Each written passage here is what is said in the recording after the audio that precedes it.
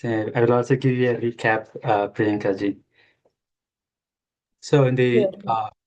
in the first chapter, we saw this Arjuna Vishada Yoga, um, where Arjuna, after asking Krishna to stop the vehicle, to stop the chariot between the two armies, and then when he saw his guru and Dronacharya and Bhishma, he was overwhelmed by compassion, and he was thinking killing those people is like a it will create sinful reactions.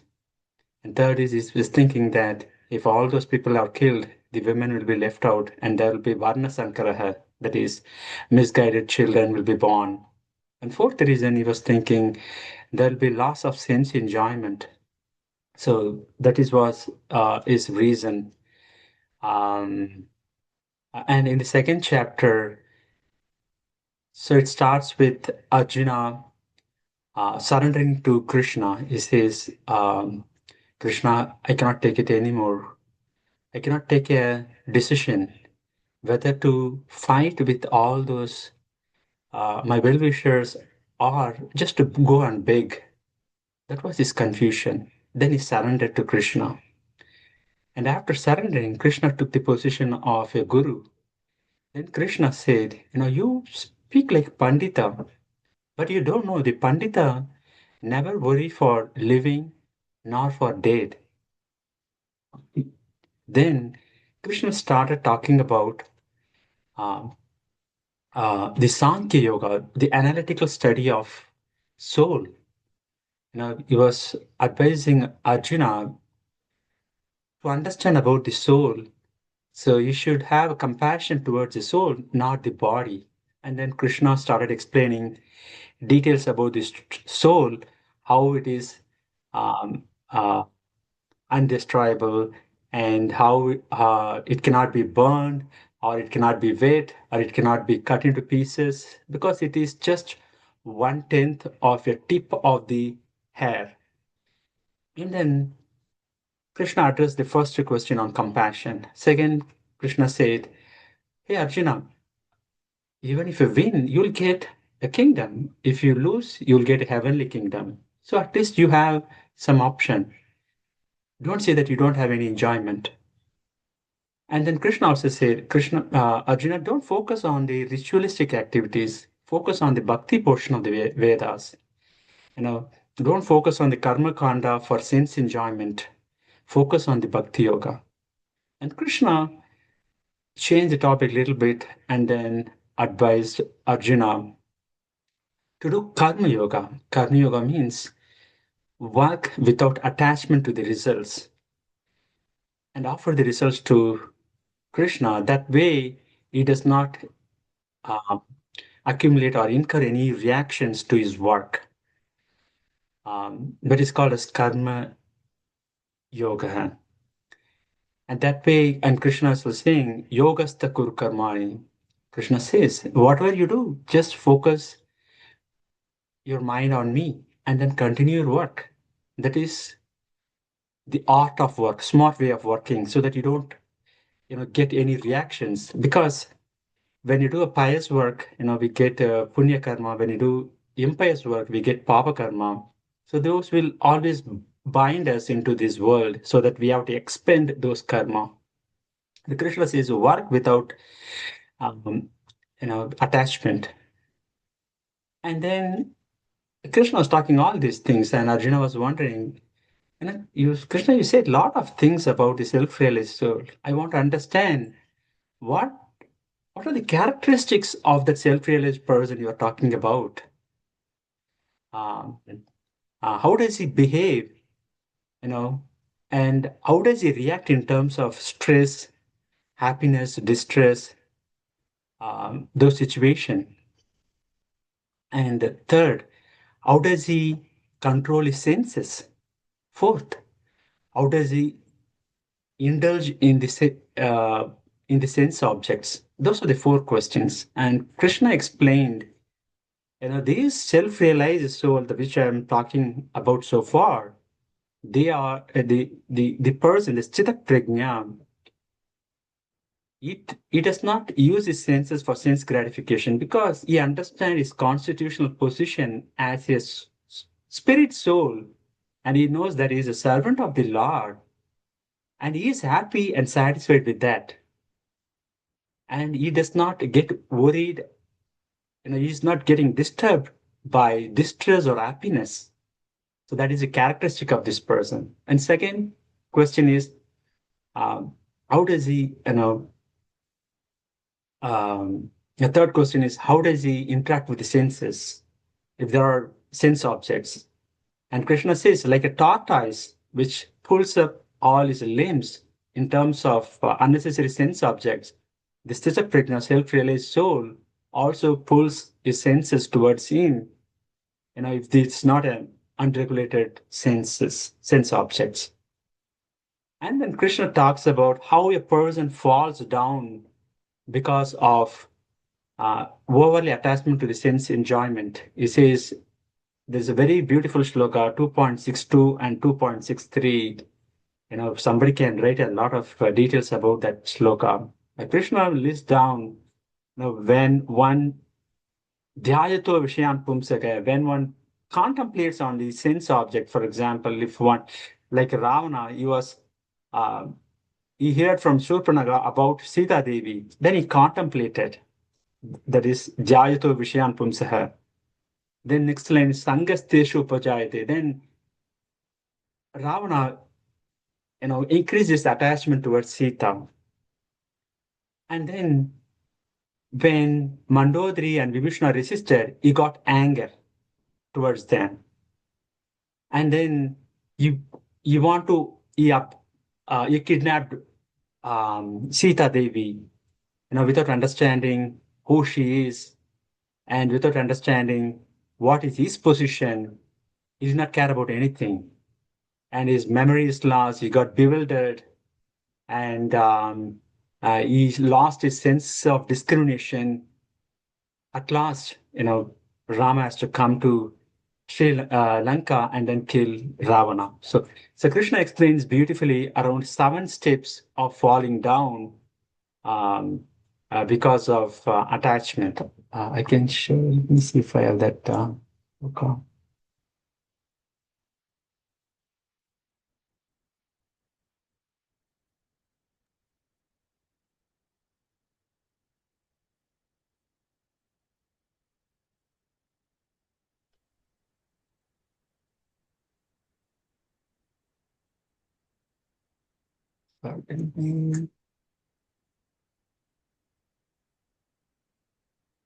Okay.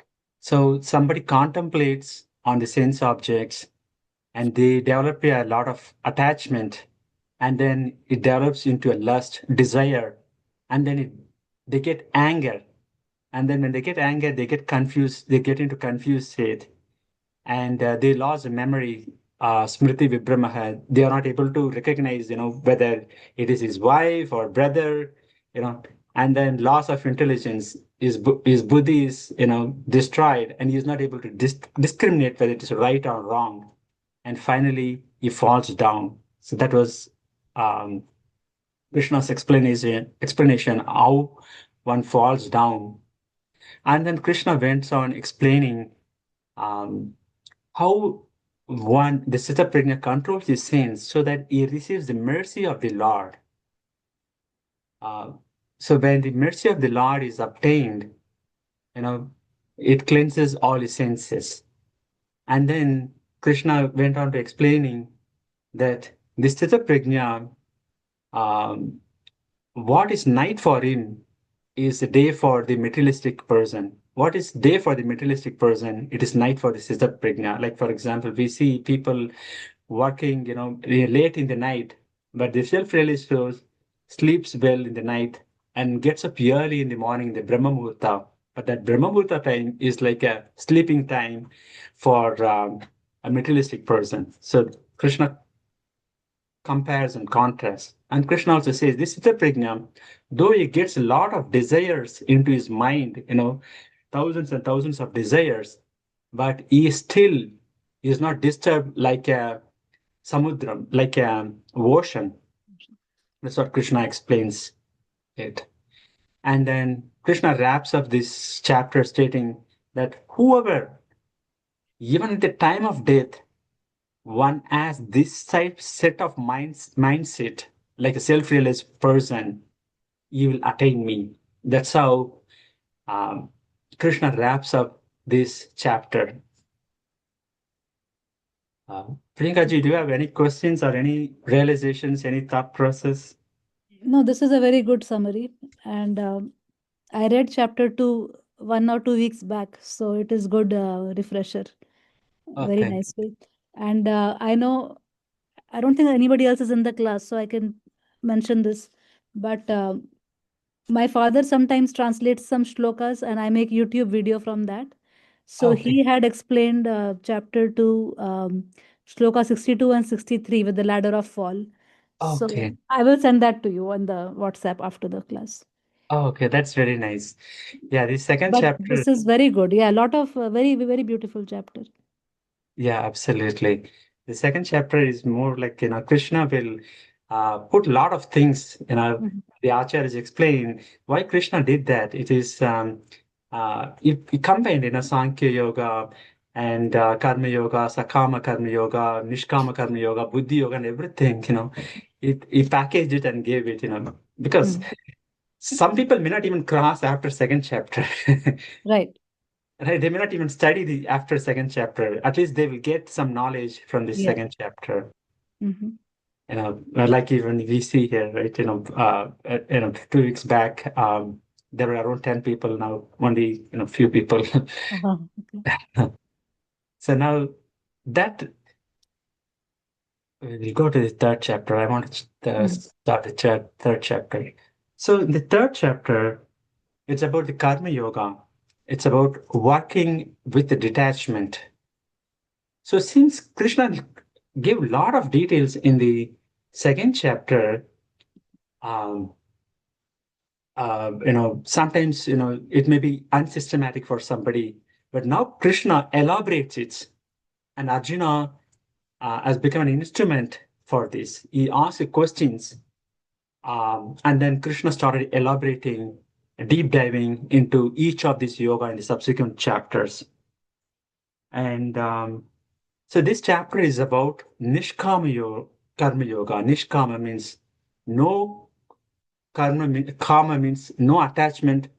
Karma means work. No attachment to the fruity results of the work. So that is the main point. How to work without attachment to the results, thereby not incurring any reactions. That is the whole point of this work. And so, uh, okay. Uh, Priyankaji, do you want to repeat this sloka? Or if you already know how to recite this sloka, please go ahead and recite it. Uh, yeah, I can try because I generally read the English version, so I'm not very good with the Sanskrit version, but I can try. Sure. Um, One Or, minute. I have to make it bigger. Yeah, oh, sorry. Okay. no, that's okay.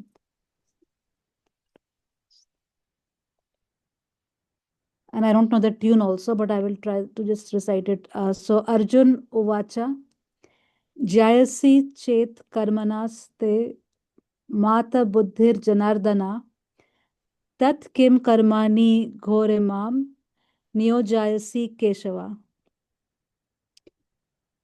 Vyamisrenava Yak Vakyena, Buddhim Mohayasiva में तद तद एकम वादा निश्चित्य येनो श्रेयो हम अपनुयाम. Oh, very nice. Can you also read the translation possible? Sure. So Arjuna said, O Janardana, O Keshava, why do you want to engage me in this ghastly warfare if you think that intelligence is better than fruitive work? Okay. Thank you, Priyankaji. Mhm. So, um, so Arjuna is a little bit confused. There are two things here.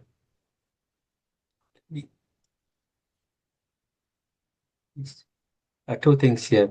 Um, So in the previous chapter, Krishna talks more about Buddhi Yoga. And in one shloka, 2.49, Krishna says, Dhurena yavaram karma Buddhi Yoga Dhananjaya. Dhurena, keep distance, yavaram karma, abominable activities, Buddhi Yoga, using Buddhi Yoga. So Krishna says, using the Buddhi Yoga, keep away all the abominable activities. And Krishna further explained about the Sita Prajna, he explained a lot of Shanti, be peaceful, one will attain the Shanti and everything. Now Arjuna is confused. Arjuna mistook little bit. Um, so what Krishna was trying to say here is, um, somebody joined? Kavin. Kevin, okay. So what Krishna was saying is that uh, use Buddhi Yoga. So Buddhi Yoga is contextual. In this chapter, Buddhi Yoga means Nishkama Karma. Do it without any attachment, the doable work, your prescribed duty. And then keep away all the abominable activity. Krishna abominable activity means Sakama Karma, sense gratification activities, using Buddhi Yoga as the Nishkama Yoga, and then keep away all the abominable activities. But Arjuna mistook it, Buddhi Yoga, for Jnana Yoga. He says this war is an abominable activity, Hevaram Karma. But the Buddhi Yoga means Jnana Yoga, using your intelligence. So Jnana Yoga, in general, people go to secluded places and then, do tapasya or, do, meditation, everything. So why you want me to do this ghastly warfare? Right? You're saying, Dhurena yavaram karma buddhi yoga dhananjaya. But Krishna meant do nishkama karma yoga and keep away your sense enjoyment, sense gratification work. So Arjuna mistook buddhi yoga as jnana yoga. So jnana yoga people go to secluded places and do tapasya, meditation. So for Arjuna, it is easier. He wants to get out of this battlefield.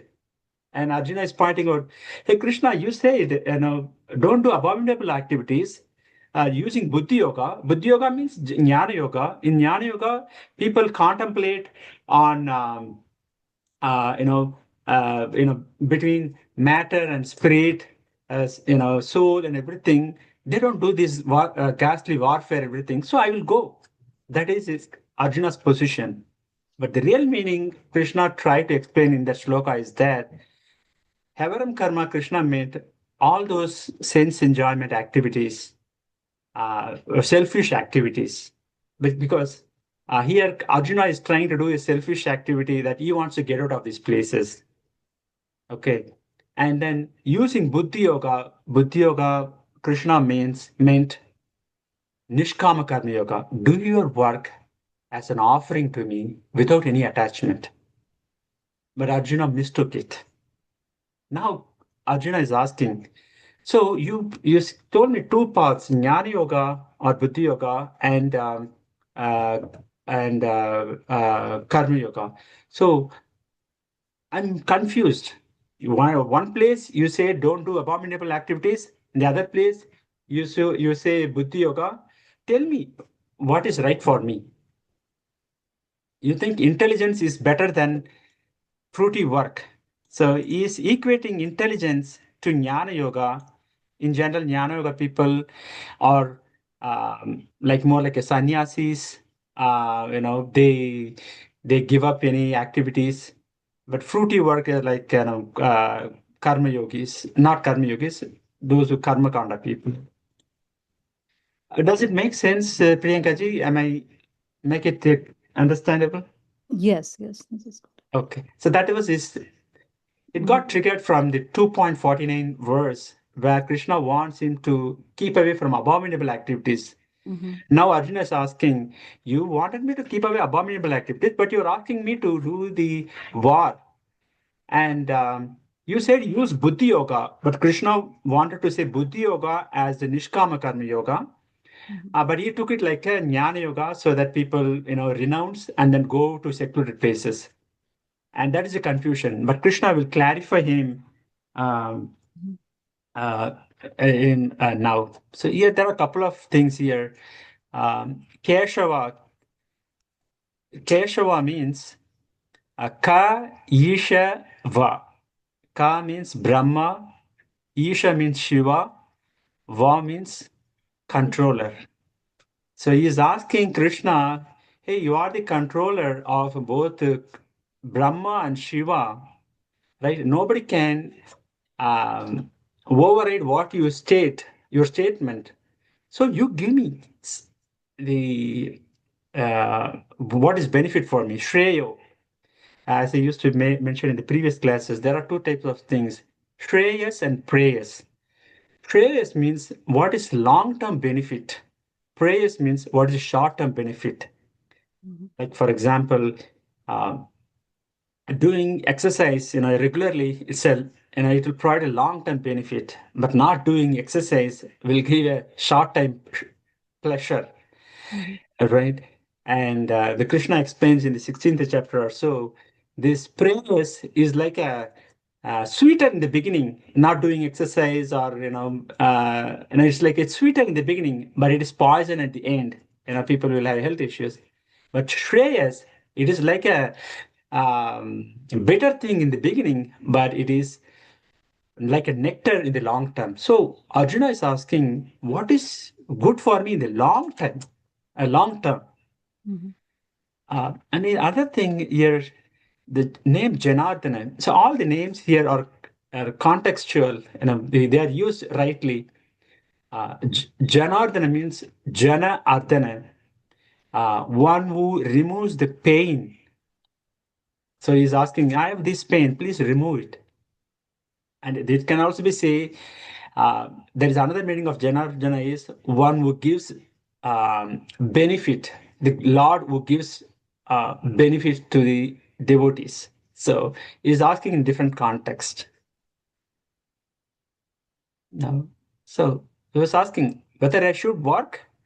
Mhm. Now, whether I should do this war or shall I go to the forest, secluded places? You say Buddhi Yoga. I think Buddhi Yoga is Jnana Yoga. Jnana Yoga, people renounce and then go to forest place. Or should I do this Havaram Karma, abominable activities? You tell me. It's like almost like he's putting a checkmate kind of thing to Krishna. But Krishna will explain in detail. So here Arjuna is saying, when I do this work, there will be a reaction. When I do a war, it is a reaction. I won't do any work. There is no reaction for me. I will go to the secular places. I will beg. So I won't fear fight. I will beg. That is Arjuna's position. Now we will see what Krishna says. Krishna says, you work with the detachment. Mhm. Arjuna's question was whether he should do work, this work, karma, or detach. But Mhm. Krishna says, work with detachment. You do both. That Mhm. is smarter way of working. Mhm.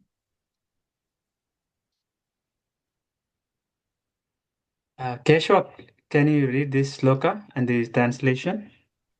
श्रीभगवानुवाच लोकेऽस्मिन् द्विधा निष्ठा पुरा प्रोक्ता मया नघ ज्ञानयोगेन साङ्ख्यानां कर्मयोगेन योगिनाम्. The Supreme Personality of Godhead said, O finished Arjuna, I've already explained that there are two classes of men who try to realize the self.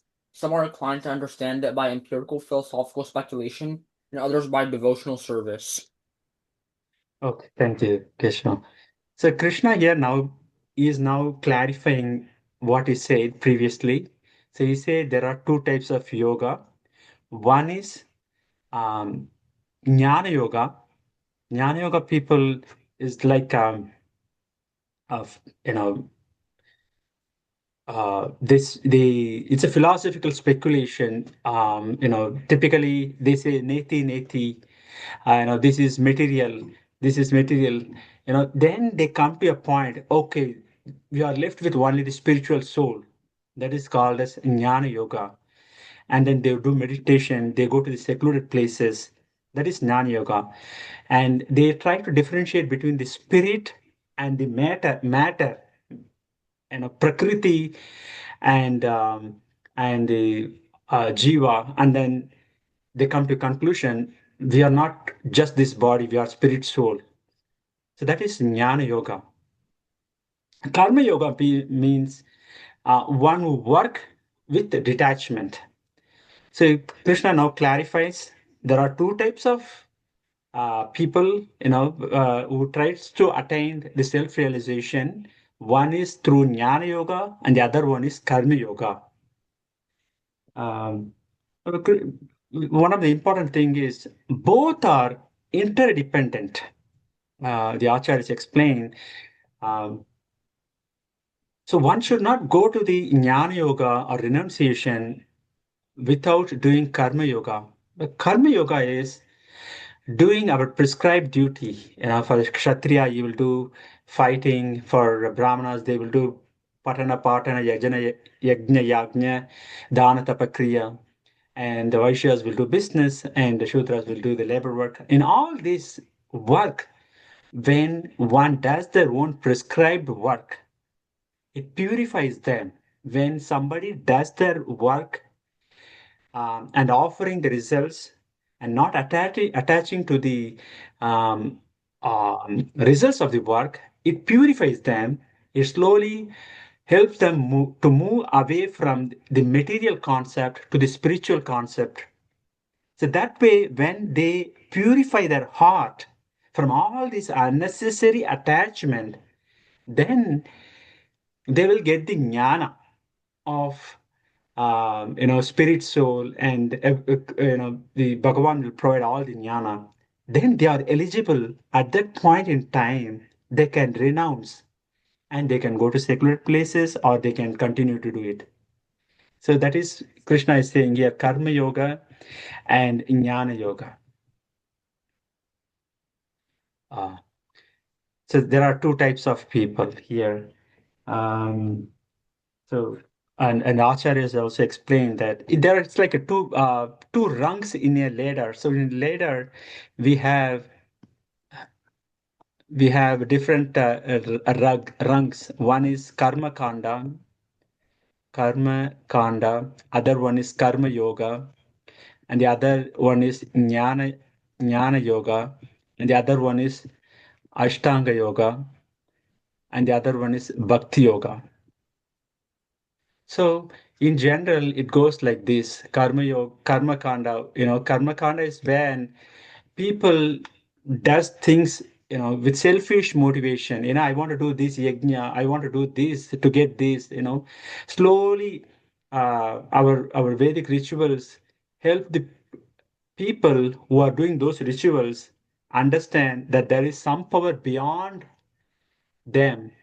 So then they will come to the platform of karma yoga, and then they offer the results to the god, and they work without detachment, and that develops the jnana, and then they go to the jnana yoga, and then they can go to the ashtanga yoga and bhakti. This is like a ladder, but our acharyas always explain this is a long process to bhakti yoga. But the bhakti yoga can all be started from the karma kanda portion. One can go to bhakti yoga. Karma yoga, one can go to bhakti yoga. Jnana yoga, one can go to bhakti yoga. Ashtanga yoga, one can go to bhakti yoga. So our acharyas are always explain when you do the bhakti yoga, all these will fall in place automatically. All these portions, the other yogas are to get us into the bhakti yoga and then surrender to the Lord. But why don't we do this, even from the beginning? So for a bhaktas, you know, they are not interested in karma yoga, jnana yoga, everything. They are interested only in the bhakti yoga. But when they do the bhakti yoga, this karma yoga, jnana yoga, everything falls in place. They always think about Krishna. For example, if you take a bhakti yoga person, devotee, when he does the work, he thinks about the Krishna. He offers the results to the Krishna. when he earns money, he spends some portion of the money for making prasadam, for making the naivedyam, offer it to Krishna, and then eat it as a prasadam. And and he develops knowledge about Krishna, right? Knowledge is very important because we need to know about our Bhagavan and his opulence. Then only we will have firm faith in the Lord. Otherwise, like in India, a lot of people are very easily being converted into Christians or other, religions because they do not have the knowledge of our Bhagavan.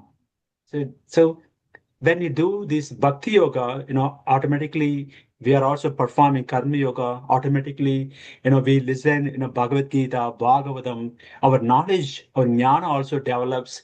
So then, we, by default, we do all this yoga. That's what our acharyas explain. They always recommend this bhakti yoga. If you do bhakti yoga, everything is encompassed there. Krishna, of course, explains this karma yoga for other people. Sometimes uh, they may not be into that stage very quickly they may not be able to come to the bhakti yoga so quickly. So they will start with, okay, you do karma kanda, you do some, sense enjoyment, selfish, do it as per what Veda says.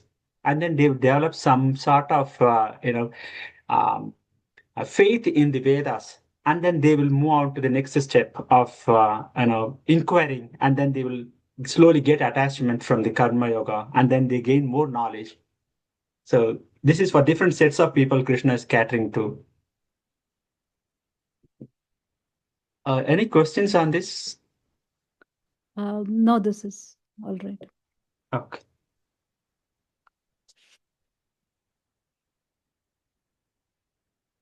Pradi, can you recite this sloka?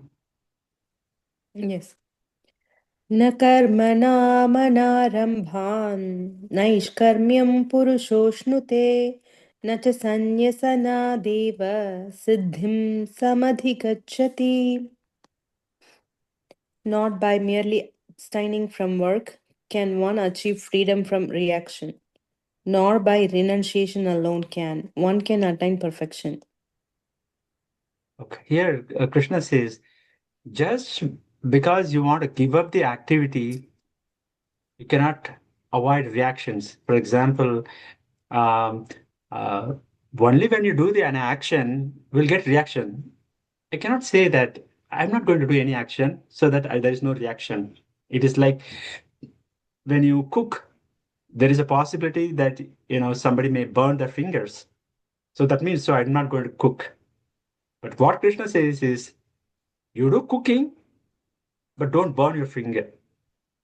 When you don't cook, then only you are incurring sinful reaction because you're not doing your duty.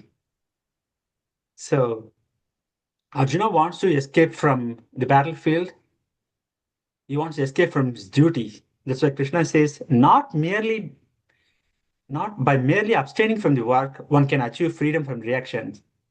When you don't do your action, when you don't do your prescribed duty, you will incur sinful reaction. Even though that you don't do anything, if Arjuna goes as a sannyasa, he will incur sinful reactions because he is not doing his duty.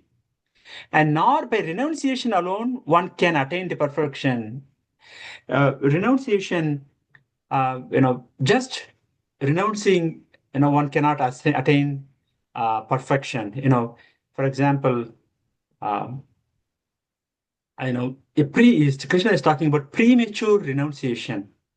We see a lot of play times in India.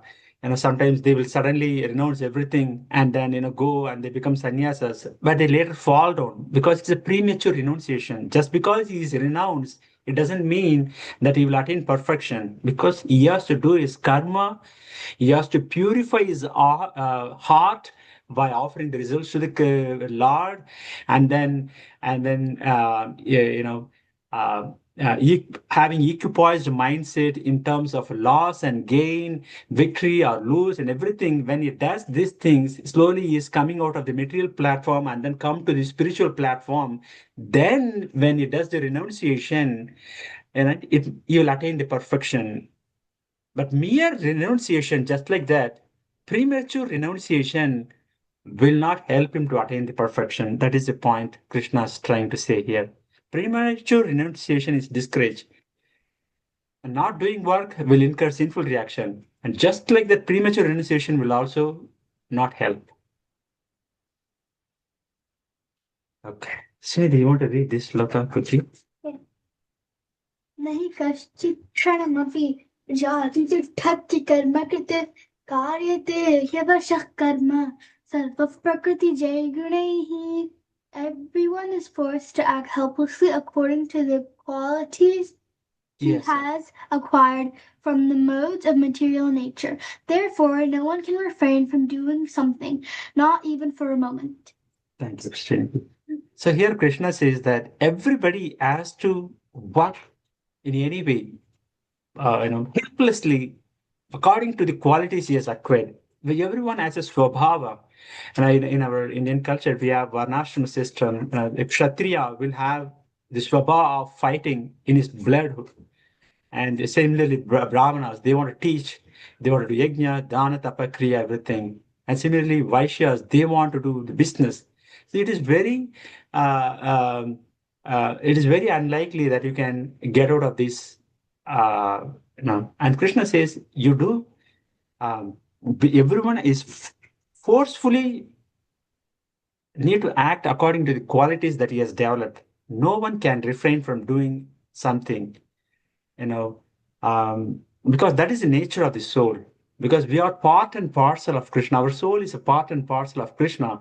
Krishna is very active. He's in the Goloka Vrindavana. He always plays with, gopas, gopis, and he's taking care of a lot of things. He is very active. So we are part and parcel of Krishna. So we are also active. That is what uh, Krishna says. And that is one reason, the Acharyas also explained in the Prabhupada, and, explained that we have to understand our swabhava and then we have to act accordingly. It is difficult to not to act because everyone has their modes of material nature. So for us, what is the action that we have to do then? So here, one of the thing is whatever prescribed duty, nowadays, um, the Prabhupada explains, and one of the senior devotee also explains. In those days, it was like a prescribed duties, like Varna and Ashrama system. But that system is broken. Everybody is now Kalau Shudra Sambravaha. That is what Upanishad Vakyam. Everybody is labor now, right? But the only thing is, we have to get us ourselves into the bhakti mode, do devotional service. Whatever we do, offer it to Krishna, and don't get attached to the results of our activity, and earn it in a right means, and then um, you know uh, you know as I mentioned, use the money rightfully for making naivedyam and offer to Krishna, and then bring the kids in the sattva guna, with as devotees. Those are the things that we need to do. That is what they explain. We cannot renounce any activities, and we cannot go. That is what here. This is specifically for Arjuna. He says, Arjuna, you are a kshatriya. You cannot just like that go away from the battlefield because your kshatriya spirit is here. Even if you go and beg, you will fight with other beggars. So we need to understand what is our swabhava, right? What is our swabhava? What is our mode? And then we need to act accordingly. If you are in a kshatriya spirit or Vaishya spirit or uh, a labor spirit or a Brahmana spirit, we need to act accordingly and then purify our mind, purify our heart and consciousness. Um, and But everything can be encompassed when we become a devotee, when we do it, everything in Krishna consciousness. That will encompass everything. Right. Okay. Hope that clarifies. Yes. So this is a very important shloka. We will wrap up with this one. So Krishna will explain what will happen if a premature renunciation. Sometimes in India, we will always see, people renounce very quickly. We'll see a lot of swamis here. Mhm. कर्मेन्द्रियाणि संयम्य ययास्ते मनसा स्मरन् इन्द्रियार्थान् विमूढात्मा मिथ्याचार स उच्यते. One who restrains the sense of action, but whose mind dwells on the sense object, certainly deludes himself and is called as a pretender. So we have seen many times in India, you know, they do a premature renunciation, but they will get into a lot of troubles. They are not able to control their senses. They will take a sannyasa, and then they will get into a lot of troubles. In terms of money or in terms of sense gratification. And Krishna says, unless you purify your senses, unless you purify your heart, even if you take a sannyasa, your mind will always be thinking on the sense object. Mhm. Um, for example, if suddenly one person, gives up all the money and then goes to forest, donates all the money to some place to somebody or to temple or somewhere. He goes to the forest and he go to some places. He will always be thinking, "Oh, I did. I suddenly I earned so much of money with such hard work, but I gave it to donation." You will always be thinking, I could have done this, that. I could have earned a very good livelihood, and I could have used it for making, good food and everything. You will always be thinking. You'll be pretending. That is what here Krishna says. You know, even that's a premature renunciation. When somebody does a premature renunciation, they will always be thinking about the sense objects. Here he says, he's a renounced person, but he's having cell phone and everything. He's a pretender. That's what Krishna says. In that regard, I want to just quickly say a story. Um, okay, I will park the story later. Um, that's all I want to cover. Do you have some time? Do you want me to go ahead the Gajendra Moksha story, Priyanka ji? I mean, I have time, but I don't know if for one person if you want to tell it or not. It's your choice. Oh, no, no, I Let's want to tell let's this. do it. No, we'll go with that. Mhm. My Guru Maharaj said, if nobody comes, Mhm. takes the class to your family. Oh, okay. If your family is also busy, just take the class. Okay. Krishna will listen. But I'm very happy. I think Krishna sent to you because you have missed a few classes and Krishna sent to you. Yeah, no, I have been reading, so I'm happy to get back to the class. Oh, thank you very much, Priyanka ji. So the Gajendra Moksha is a very beautiful. Have you heard of that story, Priyanka ji? No, I don't think so. Oh, that's a Is very it beautiful. about the elephant and no, I Yes. don't know. I will let's see.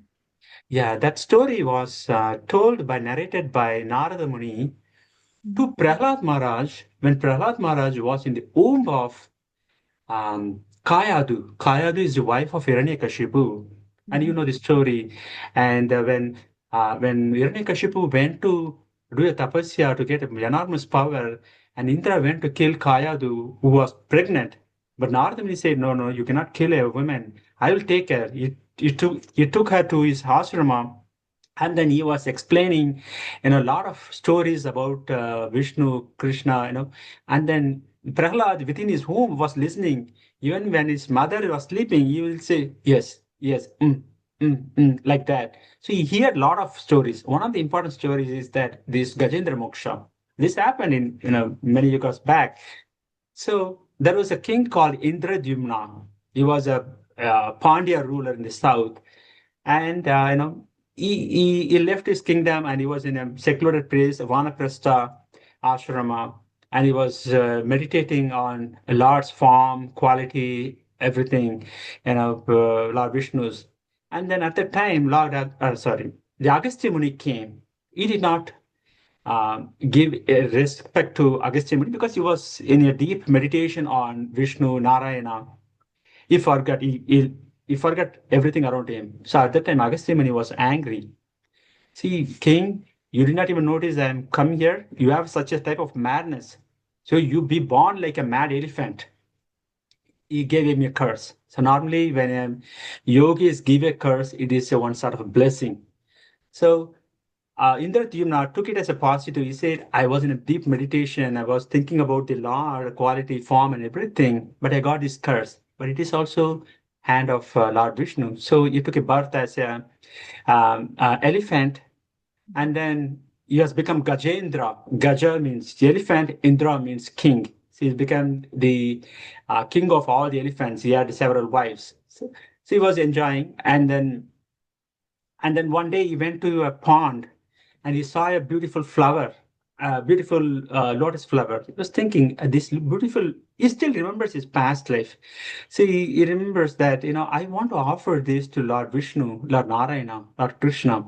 So he stepped into the pond. Suddenly, there was a crocodile that caught hold of his leg.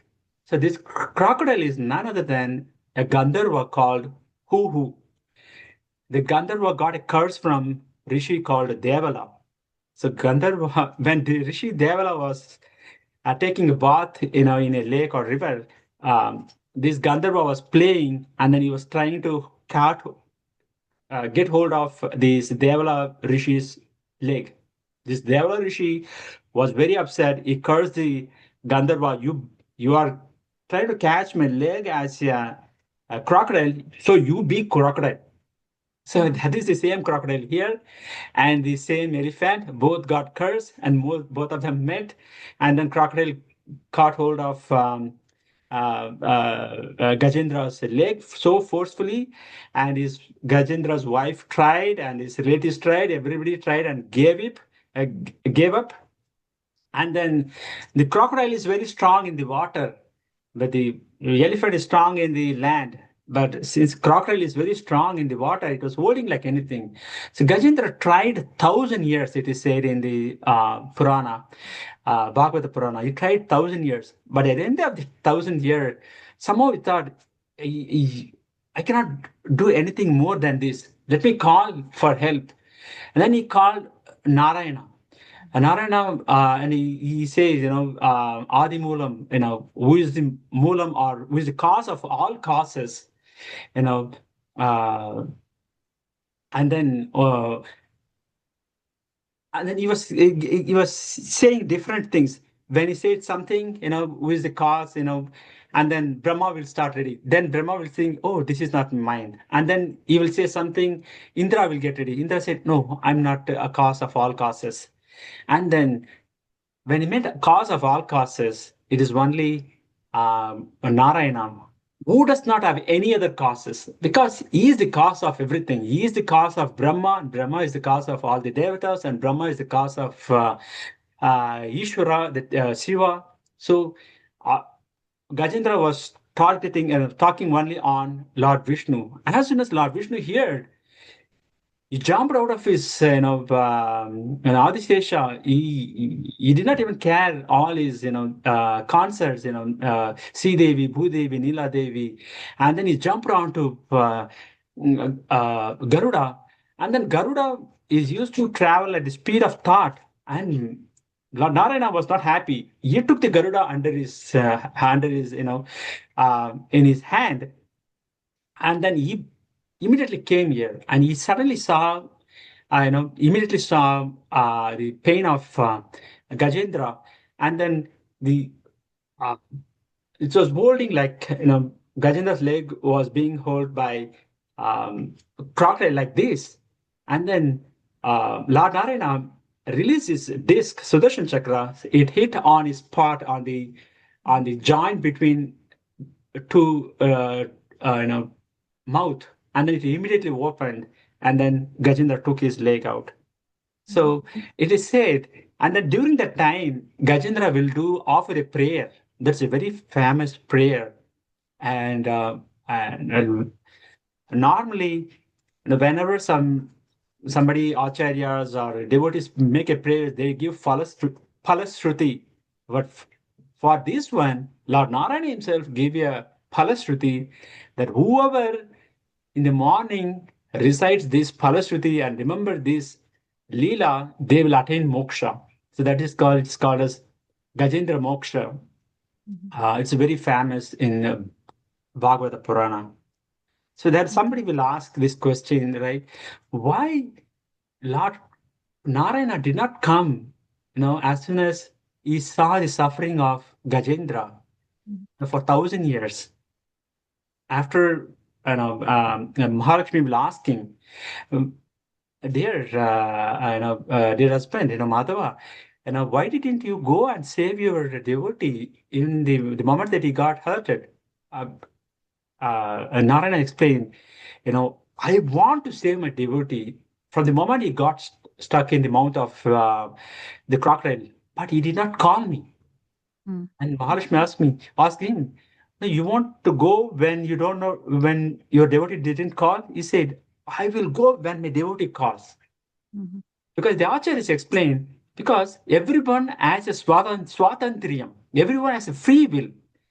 Now, if Lord Narayana comes and Gajendra says, "No, I will manage," then it is not correct. Krishna wants, or not Narayana wants, 100% surrender. We have a free will. As long as we hold on our free will, we swatantriyam, that we can do it myself, I can do it myself. uh, then Lord Narayana, Krishna or Vishnu, they don't come when you say, no, I don't have any other means, I don't have any other gadi, you are my gadi, please help me, then they will come. Like the same thing what happened when Draupadi was disrobed, and she was holding all the time, she was holding, she was trying. But when she said, I don't have anything, I cannot do anything, Pundarikaksha, Govinda, Dwaraka Nilaya, please save me. Then Krishna just gave her the sari. So, that is a spirit, because he does not, he is ready to help, but it is just that we do not call for help. Mhm. That is the beautiful narration in Bhagavata Purana. It's a very nice Mhm. shloka, around 28 or 30 verses there. Krishna, Lord Narayan explains, my devotee, unto those who rise from the bed at the end of night and offer me the prayers offered by you, I give an eternal residence in the spiritual world at the end of their lives. It's one of the very powerful mantras in the world, and gives the chanter of this mantra to face difficulties and come out of unwanted situations. It's a very powerful mantra. There are a lot of stutis, prayers in the Bhagavatam. This is one of the most powerful stuti within the Bhagavatam. Very nice. Good to know. Do you have any realizations or anything you want to add, Priyanka ji? So I remembered the story about the Gajendra and the crocodile, and just some recollection I had when I was much younger. I had heard the story, but I think now I understand the relevance more and how it fits, and the 1,000 years and the whole thing about you have to call God. So that is good. So where is the prayer that was said at this time? Is that what you're saying? Few verses are there. Yes, yes. There are a lot of verses here. Okay. These are the verses, Lord, sorry, Gajendra will offer Mhm. to the Lord. Okay. It is available if you, I will search it. Mhm. yeah, I'll put it in the chat. This is a lot of people chant these verses. Okay. Yeah, I was not familiar with this, so very helpful. Thank you. Yeah, there is also something called as Narayana Kavacha in Bhagavatam. That is also very Mhm. a nice one. It gives a lot of protection. But this is, and Kunti's prayer is also very nice in Bhagavatam. Bhagavatam itself, it's a collection of a lot of stories, of the Bhagavatas as well as the Bhagavan. Mhm. Okay, sounds good. And thank you for giving your association, Priyanka ji. I'm so happy about it. Thank you No, very thank much. you. No, thank you for doing the classes. So about Bhagavatam, I think I got the whole set from someone at ISKCON. Okay. Once I met somebody and I think I made a donation and they gave me the whole set. It is about Okay. 16 or 18 big books, right? There are 12, 12? 18 big books. There are 12 cantos. Okay, okay, okay. So someone from ISKCON, I think they were doing some fundraising for opening a Yes. new temple somewhere. So Yes. yeah, I was fortunate enough, but I have not read anything. But Yeah, yeah, yeah. It is like a very beautiful story, and Prabhupada spent so much of time, and because otherwise it is all in a Devanagari script and Sanskrit, and Prabhupada right. put. It is also he has taken commentaries from 14 different acharyas, and then he has put together what is relevant on this for this Kali Yuga, so that we understand, and then we can go back home, go back to Vaikuntham. So it is said that you know if possible, just see if you can read one shloka from Bhagavatam. You know, Okay. Krishna before departing to Vaikuntha, Uddhava is his dear devotee. Uddhava is his cousin. Is also a minister in Dwaraka. And Mhm. Uddhava was very crying. How can I associate you with you, Krishna? Please, I cannot leave you. Then Krishna said, don't worry. I put all my potency and everything within the Bhagavatam. Mhm. When you read Bhagavatam, it is like you are directly associating with me. Okay. It is said that those who read Bhagavatam, right, they cannot escape from bhakti. They will attain the bhakti for sure. Mhm. If possible, just take one shloka, just it. You can proceed. It's very beautiful and a lot of conversation, questions, right? It's very nice. Okay. I will do that. Thank you so much for your time. Hare Krishna. Hare Krishna. Thank you very Thank you, much. Priyankaji, Thank for you. Hare joining. Hare Krishna. Hare Krishna. Shri Prabhupada ki jai, Srimad Bhagavad Gita ki jai, Om Tat Jai. Sat. Hare Krishna, Hare Krishna, Krishna Krishna, Hare Hare, Hare Hare Hare Ram, Hare Ram, Ram, Hare Ram, Ram Ram Ram, Ram, Hare Hare Hare. Hare. Thank you very much. Thank you.